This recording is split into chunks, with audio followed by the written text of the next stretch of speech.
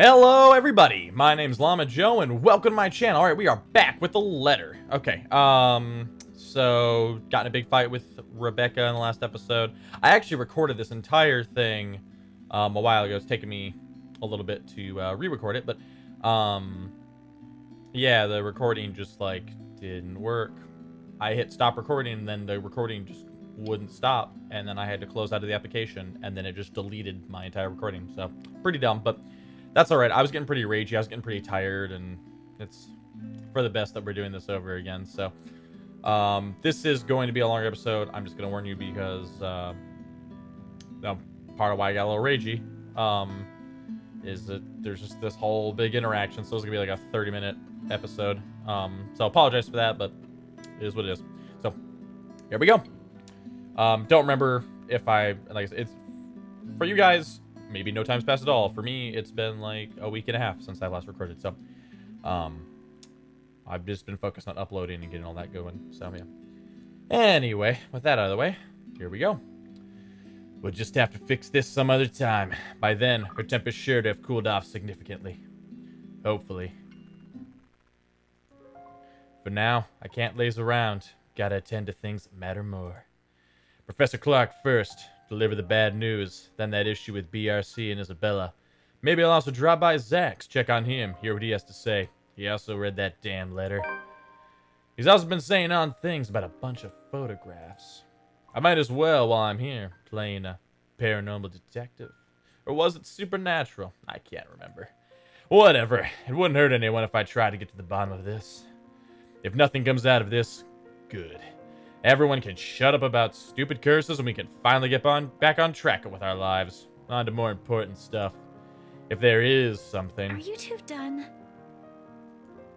There's a moment of confusion when I don't see a familiar ponytail about, only to find her standing behind the door to her apartment seconds later.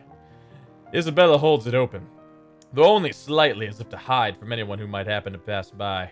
This early and on a lazy weekend? I doubt anyone would. From the gap and what little light there is behind her, I can make out the appearance of someone who has just clearly gotten off from bed.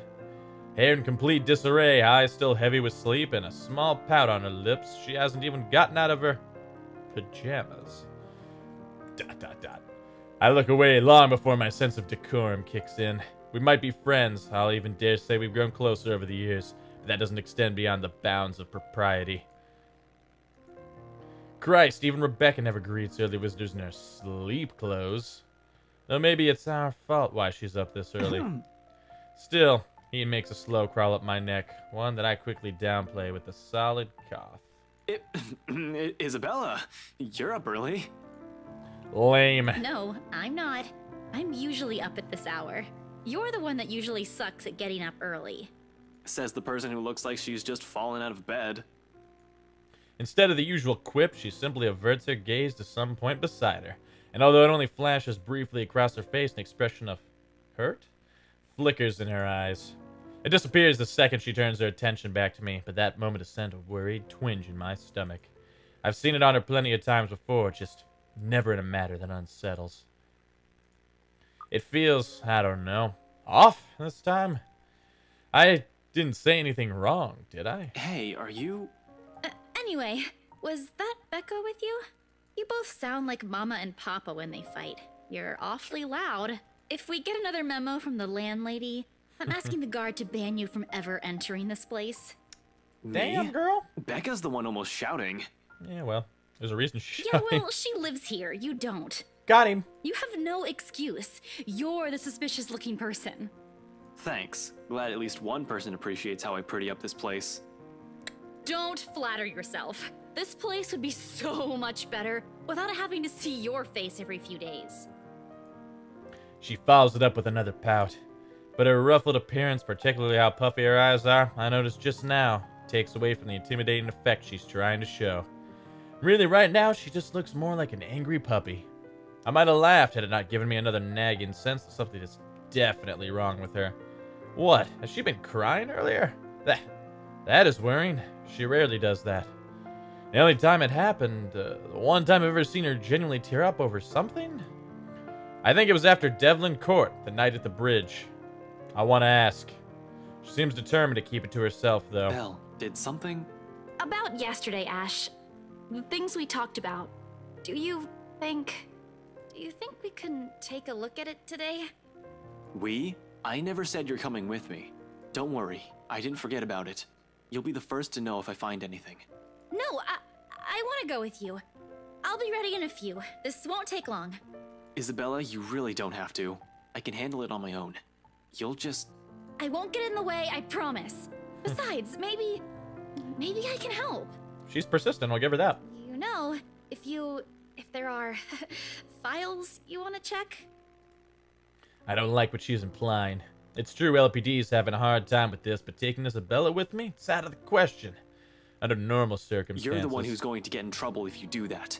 You said it yourself. You need information, and I can help you get that.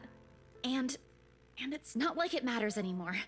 I just don't want to stand around doing nothing today. That's fair. There it is again. The slight shift in her eyes, the mild crease formed between her eyebrows, and the mild slump in her shoulders while she crosses her arms tightly around herself. Like she's shielding herself from whatever painful thing there is out here. I have plenty of reasons why I shouldn't let her tag along. First and foremost, she's a civilian. Second, I have no concrete plan of action yet. I'm going into this blind. No matter how I look at it, it's simply better for her just to wait so she won't be dragged into what might be another one of my failures. Her assumptions might be a dead end for all we know. But seeing that expression on her, hearing her speak those words out loud in a desperate, almost pleading tone, I can't bring myself to say no. So I give in because right there, I see myself in her. The person who doesn't want to stay idle, who doesn't want to think of the problems haunting him. All right, 5 minutes. What? You're timing me? Well, I can't wait forever. I'm a very busy guy. 4 minutes and 45 seconds, Isabella. I hate you so much. I'm taking back what I said last week. You haven't changed at all. 4 minutes and 30 seconds, 29, 28. I'd hurry if I were you. Ugh, you're awful. I hope you never get a girlfriend. Yikers. She slams the door right after, although my chuckles, the mirth and the lightness in it linger. With her, notes have always come easy somehow, even as it echoes fade and the only ghost of a smile remains. It's not like I'm looking for anyone else. I want to tell her. It's not because I can't. I won't. I'm the one who has chosen not to until I fix myself, until I found myself underneath all that guilt and those lies I've been telling all these years. I have to commend him for that at least, because like that's pretty good to like be able to know that like, hey, I've got stuff I gotta work on myself and I shouldn't drag him into it. So, you know, good for him there. New journal though. Disturbed by the ruckus outside her unit, Isabella reprimanded Ashton for the noise. The latter noted her disheveled appearance and puffy eyes, although before he could ask about it, she brought up the issue with BRC again and insisted they both look into it that night. What a possible new thing do I have on here? Oh, okay. For some reason, that popped up again. I'm the one who... whoops, okay. Because no matter how heavy the weight of these feelings are, I'm not yet worthy of them. Of her. Until then, the little words and gestures are the only things I can offer. Minor stuff such as digging deeper into this thing with BRC in order to ease her worries. I'm not even sure if this will give us anything. Unlike with the firm case, which I already have proper leads on, I'm just going by her word on this. Speaking of the Luxburn firm case, I still have to inform the professor. The apprehension's there for sure. I've made a lot of promises to the man, and I would have preferred to tell him in person, not over the phone. But it's better for him to hear it from me rather than from a stranger. The railings offer us steady support while I wait for him to answer. I'd like to think I can do this without losing my nerve. My grip on the bars surely tightens, though, once the call connects. Ashton.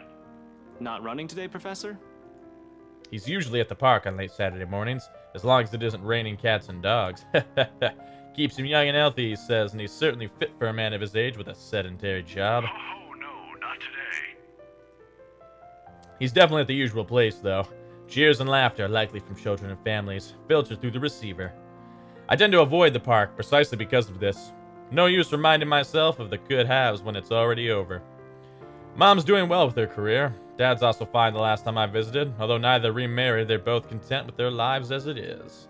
I'm probably the only one still caught up with it, hence my aversion. But all in all, it's still a pleasant sight to see if you're the kind who takes joy in such sights like Professor Clarke does. Just thought I'd enjoy the nice weather before it takes a turn for the norm again. To what do I owe the pleasure? The guy certainly seems happy right now. In any case, I almost don't want to break the news to him. But it's better to get this off quick as long as he doesn't shoot the messenger. He's not the type. However long-held resentment can change a person, even someone as mild-mannered as the professor. I was hoping to talk to you about the case. I suppose I'm just the downer today. As soon as I say those words, he pauses, and the lightness in his voice is gone in an instant. Every time we've talked about this in the past, he does that. He's probably trying to gauge the situation based on the tone of my voice.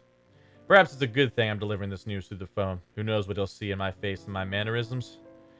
The art of keen observation? I learned it from the man. He probably already has an idea of what this might be about from my manner of speaking alone. You aren't in trouble, are you? For a second I hesitate, looking at the dirt beneath my shoes. But I manage, eventually. After a long, ragged draw of breath, I pick up where I've left off, though still fumbling with my words. Well, I'm in a bit of trouble, if you can call it that. Ashton. He only assumes that tone when there's a reprimand at its heels. But I'm not in danger or anything. You've said that same excuse a million times before, Detective Inspector. That exhausted rasp in your voice tells a different story. It's nothing like what you're thinking. Don't worry. I was taken off the Luxborn firm case. I expect anger, frustration, maybe even disappointment. But all it gives me is a small sigh of relief. Is that so? Well, at least you aren't in danger. Liz wouldn't be too happy if she heard you right now. Liz. Aunt Liz, she insisted I call her, his late wife. A sweet-tempered woman, by so many standards. They were never blessed with kids and contented herself with simply managing their bakery. But she's the closest I had to a mom in the few years I had known her. The professor, too. In the absence of my own parents in my life, the two filled the ache their divorce left in me. Believe me, you'd get an earful. You don't want to show up on her doorstep looking like you haven't slept a wink either. How many years has it been since? 9? 10? I can still remember it vividly. Two men, primly dressed, briefcases in hand, and a stern look on each of their faces. They were already frequent visitors to the bakery for a few months, something about the lot being a prime property in downtown Luxburn. I think they were hoping to settle a deal with them, but neither of the couple gave in to their demands. Why should they? That quaint little shop was a dream for them. Aunt Liz sent me home early that night after a fruitless wait for the professor. The next morning, news of a bakery razed to the ground had spread across the whole city. One casualty. A few weeks later, the property was sold to Wright Enterprise. A fucking hotel now stands in its place. Of course, an investigation was launched after the incident. The name Luke Wright was briefly at the center of it, but with the lack of any evidence, the case ultimately went cold. The professor hides it well, however. I can tell he hates the man to this day. He might even blame Luke Wright for every tragedy that happens in this city. He has never blamed me, though, when I'm as equally responsible.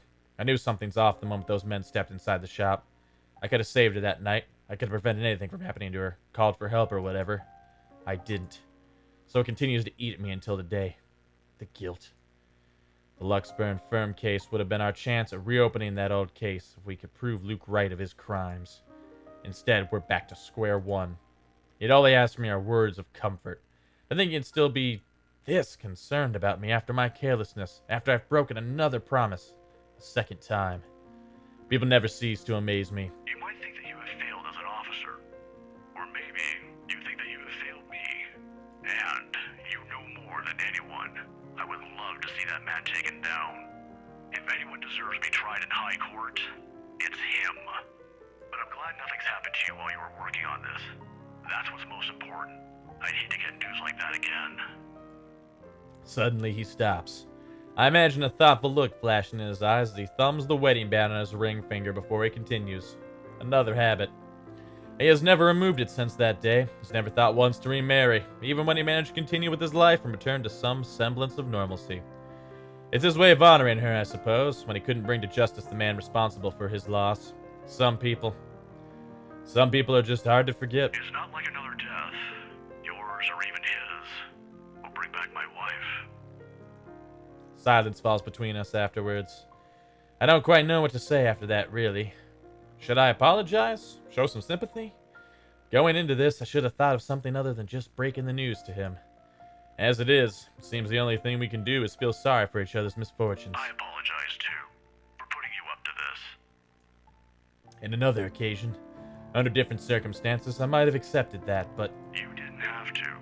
But you've already done more than any officer who has investigated this. So don't worry about this, old man. I know your department's people all have their hands full recently, too. What with the upsetting news we've been getting as of late. Deaths almost every day. I'm not entirely sure if that has anything to do with the other. It seems too big even for someone like him. But if this is that man's doing... Professor, please. Maybe if things around me had started going beyond my control, the letter, the mansion, the supposed curse behind those, I'd still be quick to blame it on the bastard, too. But as much as I want to keep holding him responsible for it, to add another to his list of sins, it might not be the case. Agreeing will only cut a deeper wound on the professor. I don't want him to keep clinging to this resentment for much longer. He has already gone through so many years of it. This kind of anger is the sort that blinds people. Despite his reassurances, the bitterness still seeps into every syllable he utters. It's one thing for me to act like this. It's painful to watch someone I've considered a second father go down his path. Please don't apologize. It's really all right. I can try to get it back on Monday when I meet with the chief. No promises, but if not, I'll make sure to keep an ear out for any news. Chief said he's passing it on to a senior officer. I should be able to catch a few tidbits every once in a while. But I swear I won't just give up on this. I'll do everything in my power to get Aunt Liz's case reopened for you. Promises. Again, a bad habit at this point. I wish I could do more for him. All this time, I've prided myself for being the one to always know. But yet suddenly, aside from right and the murders plaguing the city, I have ghosts and curses to worry about. Things that are completely out of my depth. Professor Clarke's right in some way. Things would be so much easier if we just blamed Luke Wright for all this. At least finding evidence would be a breeze, and I'd be all too happy to put him in a place he belongs. Although, if he was in any way also complicit to what's happening, legalities have my hands tied. But maybe that's my fault. I might have missed the ticket to closing the case once and for all last night. If only I had done a better job during the party. But then, the commotion. There was Hannah Wright and Rebecca distracting me from my purpose, too. I'd include that gate crasher as well, even though it's only for a moment. So many things have gone wrong last night that... This isn't a prank! I saw something! Okay, I'm going to end it right here. This is where I ended it last time. I actually think I made better time. Yeah, I totally did. Still went, longer than 15 minutes, but, it was over half an hour last time. I think I read it faster, so... Thank you guys so much for watching. As always, feel free to like, comment, subscribe. Tell me what you like. Tell me what you don't like. And I'll do the best I can to make it right. I'm Llamajoe, and I'll catch you guys later.